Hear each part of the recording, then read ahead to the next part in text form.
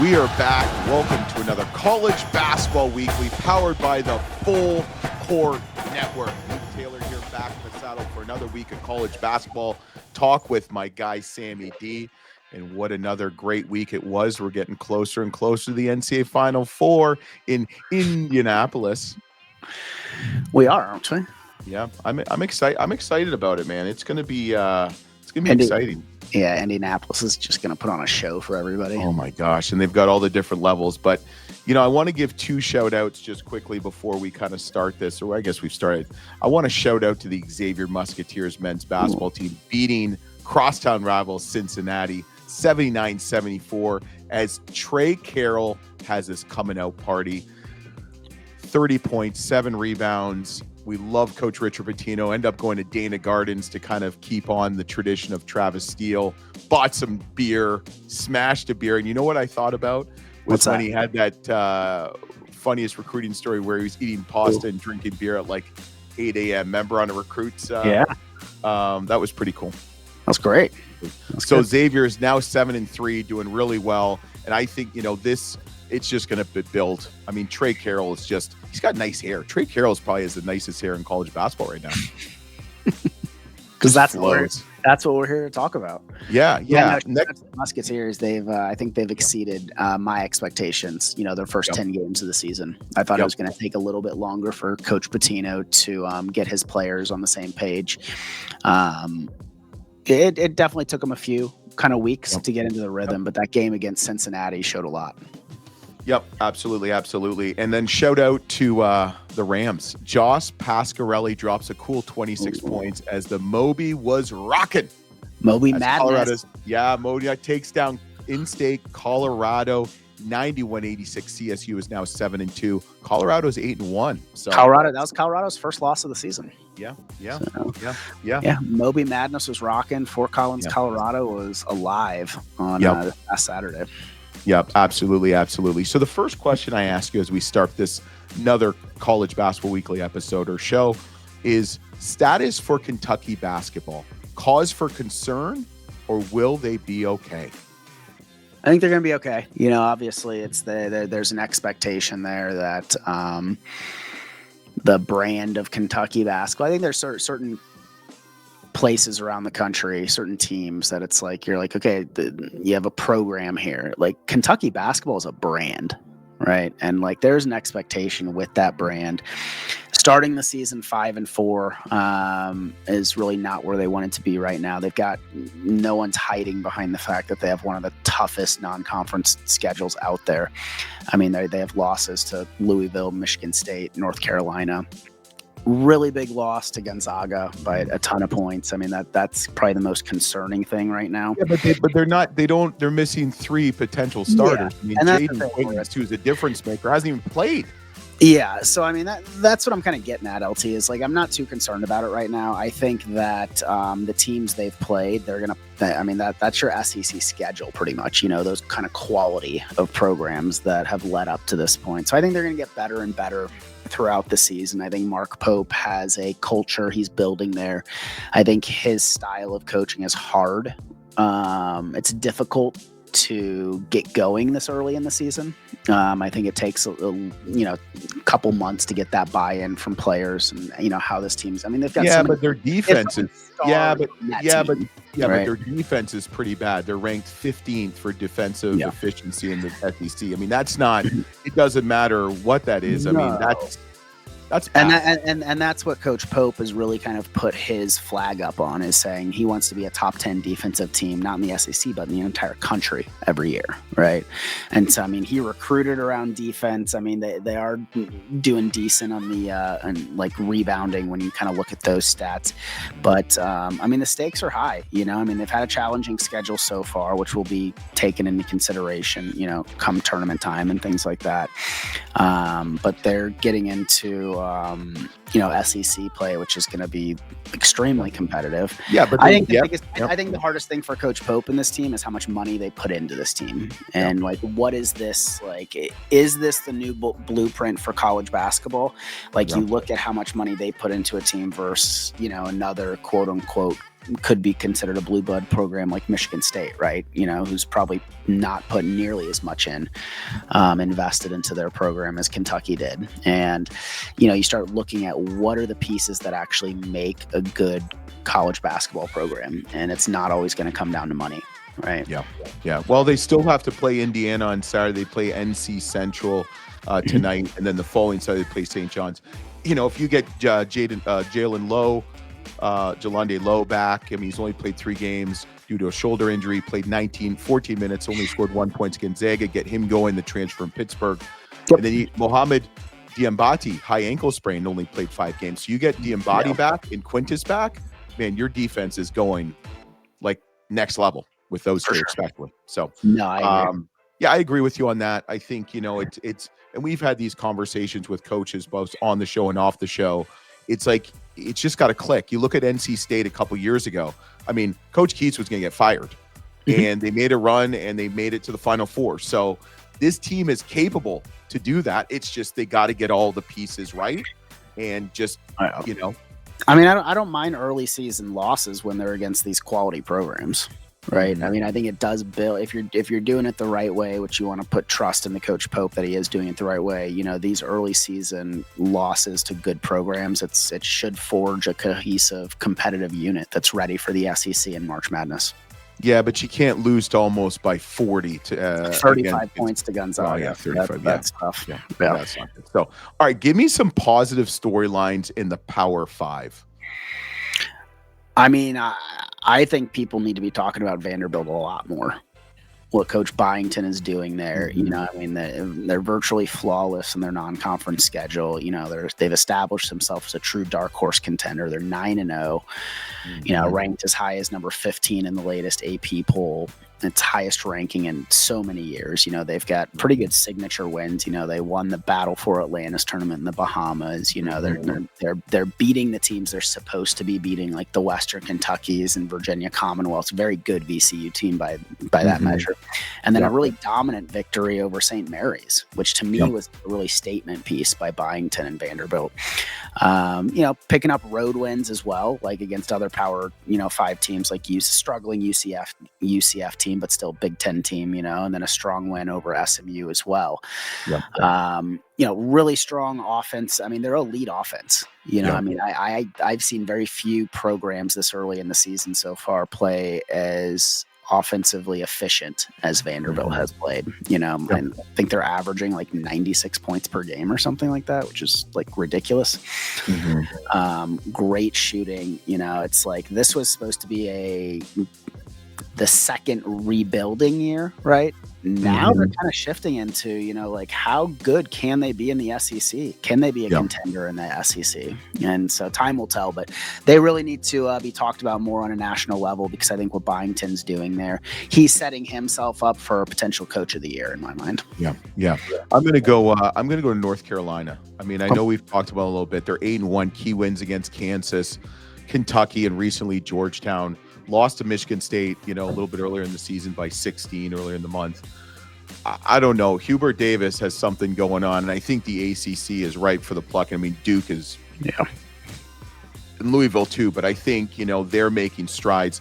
Caleb Wilson, I'm sorry, 19.2 points per game, 10.1 rebounds per game. He is just... He's a stud.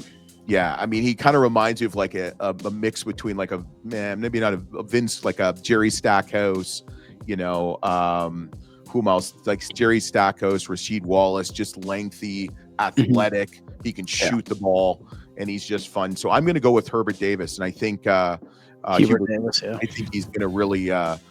I think UNC is going to just keep rolling and watch they lose their next game. But no, I'm with you on that. That's a team that I thought was kind of sitting in the middle for me. And then the season started. Could go either way. I didn't have high hopes for him. I thought this was going to be kind of a make or break year for Hubert Davis. But I'm sitting there right with you. They've exceeded my expectations for what it's worth, and I think they're surprising a lot of teams that they're playing against with just how good they are. Yeah. So I would agree. Give me another one. Give me one more. I'm moving into Nebraska. The Cornhuskers, coached by Fred Hoiberg, one of the biggest pleasant surprises in the Big Ten as well as nationally so far this year. They're red hot, 9-0, currently sitting just outside the AP top 25, 13 game consecutive winning streak if you consider how they finished last season as well. And, biggest victory of the season, the signature win against Creighton, beat Creighton by 21 points. First time Nebraska's won back-to-back meeting against the Blue Jays since the 90s. And they also have neutral site victories over Oklahoma and K-State this year. Yep. Scoring offense, averaging 84 points per game. It's they're among the most efficient 2-point scoring teams in the nation, converting about 62%. Their defense is really good as well.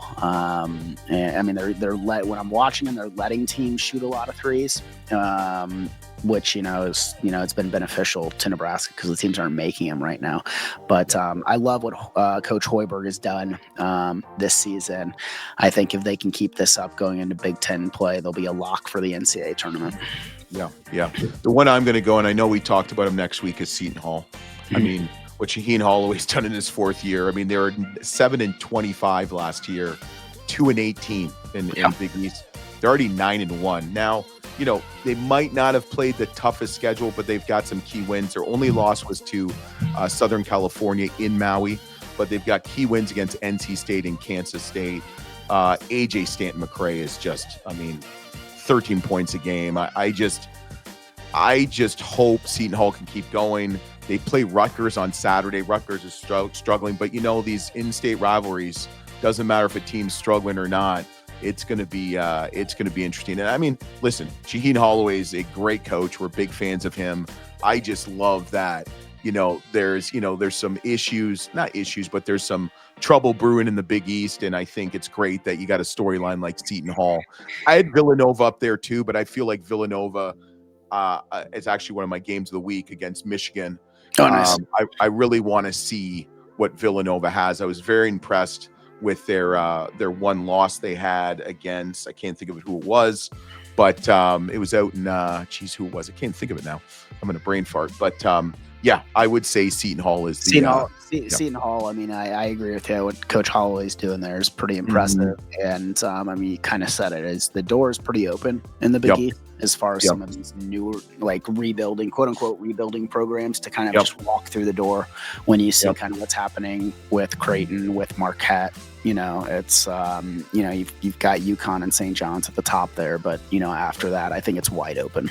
Yep, absolutely. You know what time it is? Mid Major Minutes. It's time for the percolator.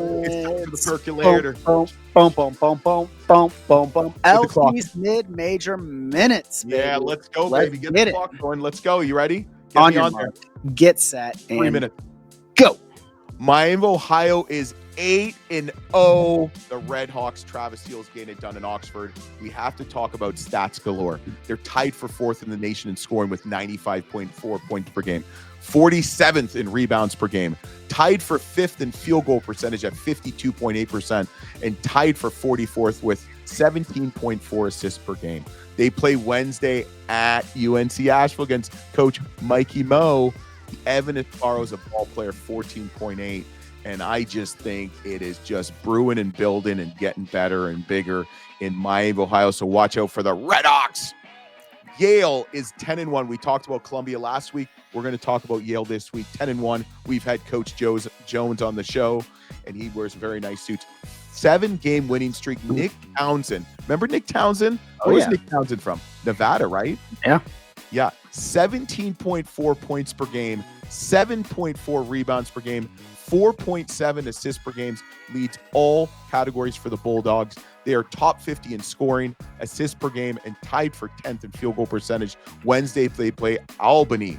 Siena is 9-2, just roughed up the whole city of Buffalo, beating down Niagara and Canisius. Coach Jerry Mack is getting it done. Gavin Doughty, 14.5 points per game. Justice Schultz, 12.7 points per game. Play at Vermont on 12-17, have a little bit of break. Then Indiana, I'm tempted to go that game 12-2 in Bloomington. Watch out for the Saints. Grr. Hawaii, we had Hernan Ganad on the show. 4-game winning streak, 8-2, 11th year, just beat Cal State Fullerton Sunday night. What only game loss was to Oregon early season. Isaac Johnson, 13.9 points per game. Dre Bullock, 12.1 points per game. They play Hawaii Hilo on Thursday. Watch out for the Rainbow Warriors. Mercer Bears are on a 5-game winning streak, which Ryan Ritter is doing in year 2. They were 14-19 this last year. They are 7-2. Nice win against App State. They play, listen to this non-conference schedule. Saturday, they play Clemson. Wednesday, they play UCF. And Saturday, they play Washington State. The transfer from Memphis, from Brampton, Ontario, Barack Okajilas leads the team. Okaji. Baraka Okaji from Canada. Can't mess up my fellow country people. There you go. 17.9 points per game. I love what the Bears are doing. And lastly, we got to give it up to Coach Pete On. He won some award in Worcester, the Bear Award. They are 8-2, 7-game winning streak. It's not how you start, it's how you finish. Nice wins against Charlotte and Furman. Johnny Kinsner and Tyreek Coleman lead the team with 13 points per game. They play a tough game against Utah State on Saturday, and that is LT's Mid-Major Minutes. I like it. 2 minutes and 58 seconds. Perfect. Well done. It's so hard. It's so hard to do those. So, all right, so I am going on Saturday. So there's a couple games up in Cleveland. I think I'm going to go. It's OU plays St. Bonaventure. And then Ohio State 7-1 plays 7-3 West Virginia at the Rocket Mortgage Arena, or the Q, whatever they call it. I'm excited about that game. Give me a couple games you're looking forward to watch this week. I'm all about Saturday.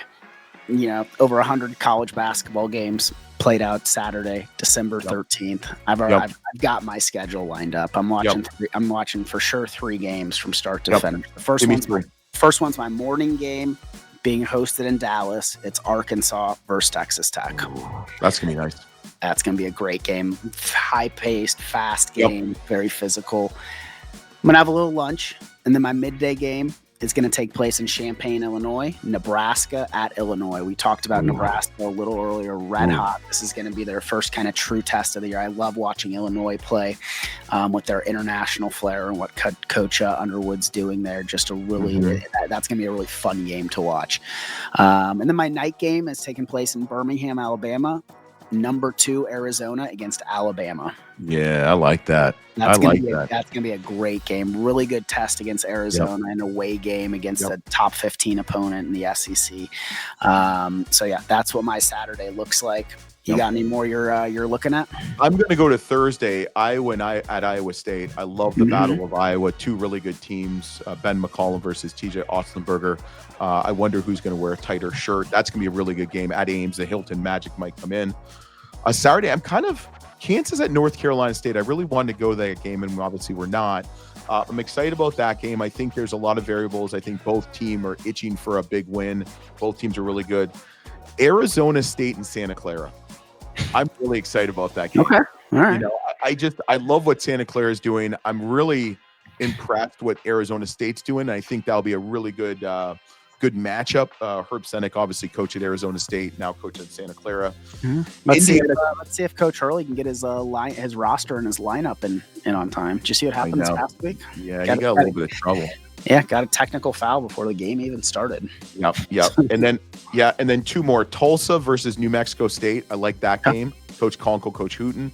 And then Indiana, Kentucky. I want to watch that game. I'm really curious to see who's going to come out in that one. But I don't know if I'm going to watch it because I'm going to be at a couple games. But, Sam, we actually some great basketball on this week. But we're going to go to – we've got a five questions with Coach Steve Smiley, Northern Colorado Golden Bears. They're 9-1. We got 5 questions. We got 5 really good questions with them. So, Coach, what do you think? Let's go to it. Yep. It was good, right? Good. Let's go to it. Let's do it. Let's do it, LT. Yeah, they're good. So they're 9-1, really doing well in the country. Let's go to UNC Golden Bears coach, head coach Stephen Smiley.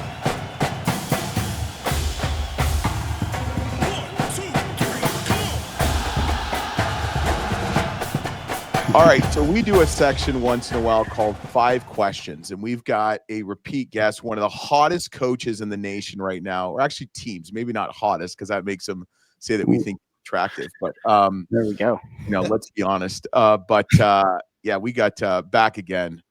The real North Carolina, or UNC, not North Carolina, UNC, University of Northern Colorado Golden Bears. Golden Bears. Steve Smiley, welcome back, Coach, to the College Basketball Weekly. First time on College Basketball Weekly.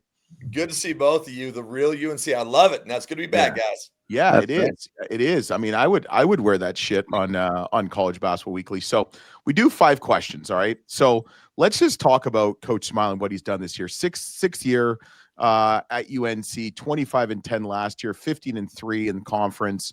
Nice OT win against Saturday. We talked about against South Dakota to go 9-1. Quinn Decker leading the Golden Bears with 17.3 points per game. Brock Wise with 14.3. They're tied for 41st in points per game. Sam, did you know that?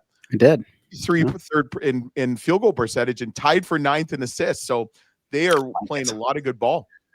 So, Coach, this leads to my first question. You're really building something nice in Greeley. I mean, let's be honest. We've seen it firsthand. With the ever-changing college basketball landscape, how have you adapted? I think it's kind of been one of the themes of our program. We call it TGO8, which means the great ones adjust. And we talked about that long before the landscape changed. But it really is just like, someone gets sick, someone gets injured. Back in the COVID days, 3 guys get isolated for 5 days or whatever it is. You can't make excuses. You just got to adjust. And so I think as everything's changed here, you can go on one of two sides. You can just be the person complaining about all of it, or you can figure it out. And I think we've just kind of had that mentality that no matter what it is, we just got to figure it out. Yeah. Good answer. I like it. So a lot of close games this season, with that record, obviously the 2-point OT win against South Dakota, 5-point win against Omaha, 4-point win against Cal State Fullerton, 6-point OT win against Portland. Your only loss of the season was 1 point, right, to St. Thomas. Like, what is having these close games coming down to like the last, 30 seconds, minute of every game? Like, what is that doing for team culture this year? Well, I think probably 2 or 3 things. First of all, whether you win or lose, like you get so many experiences, learning special situations at the end of the game. And I think that when you play so many close games, at the end of the day, we just have to be good in the Big Sky Conference, right? And I think that these experiences will travel well when we get to the Big Sky. With that being said, we found this out on Saturday. This is the first time in school history that we've won 3 overtime games in a year. It's only our 10th game. So we've had 3 overtime games. I do think to win those games and the really close games, it really brings a confidence and a calmness on your team when it gets late. There's so much stress and you can feel it. You can feel that tension in the air on all these close games, but our guys have done a good job of just finding a way to get it done. So I think that it's when you start winning close games, it really helps your guys not panic when the game gets closed down, in the future. Mm-hmm. Yeah, that's good. If you could change one rule, what would it be in college basketball?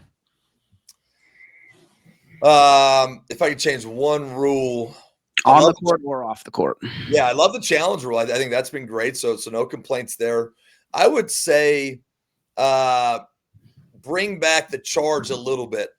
It's like the charge almost doesn't even exist anymore. And it's happened so quickly that when these rules change, and I don't think it's like in the actual rule book, but no one's calling charges at all anymore. You might get 1 out of every 10. And I do think there's still a lot of times where players get to legal position and probably take the charge. So it's become so offensive minded that it's very hard to guard people now. And I would say, let the charge live a little bit. Yeah. You like how he didn't touch anything else like the transfer portal and NIL.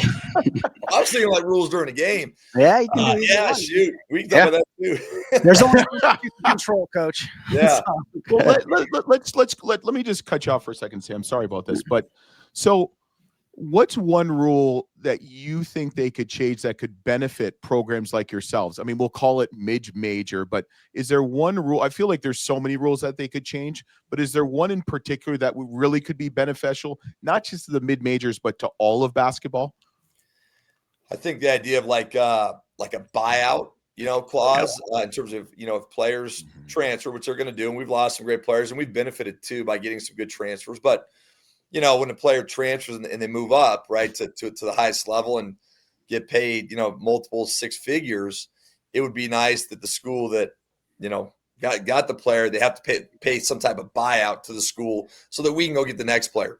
I think that's the one thing, is that as you develop players in these low major, mid major levels, and you get them for the younger years, when they move on, it is so hard, and you're seeing it all across the country. It's so hard to refill the cupboard. It just doesn't exist. And so teams at our level probably in theory start getting younger and younger and younger, or start taking so many chances on older transfers with no stats. And that can work too.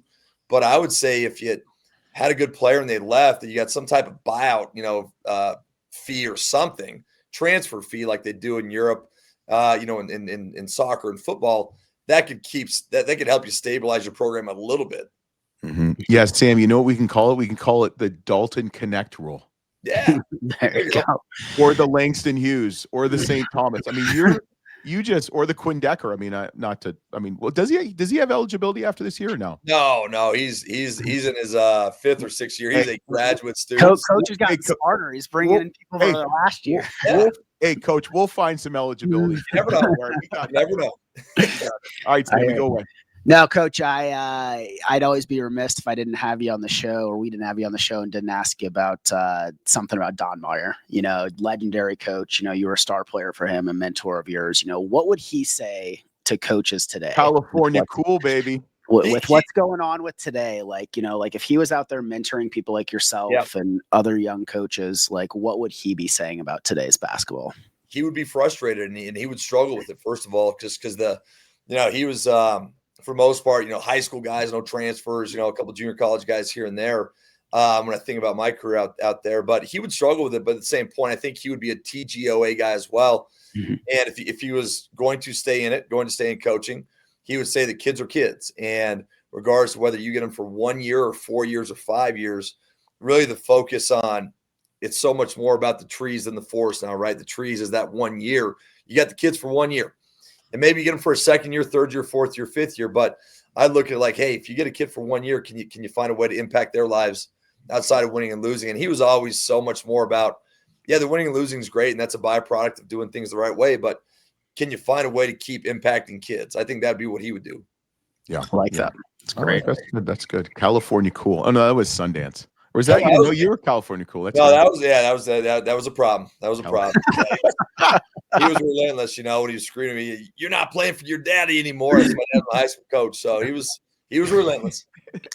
All right. So last question. It's a two-part question. As you know, a lot of my questions are two-part questions. Let's be honest. What is on Coach Smiley's Christmas list? Well, first of all, I'm glad you didn't ask me the candle question, but on my Christmas list, there's not much that I'm searching for. I'm searching for for my wife, and she knows this.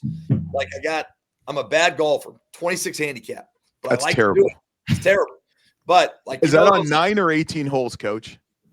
That's on 18. Okay, just making sure. But like those magnetic speakers you put on there, and then I have this one, and it's got this little Bluetooth thing that I can walk around, I can hit the button on the thing, and it can tell me how far away I am, right?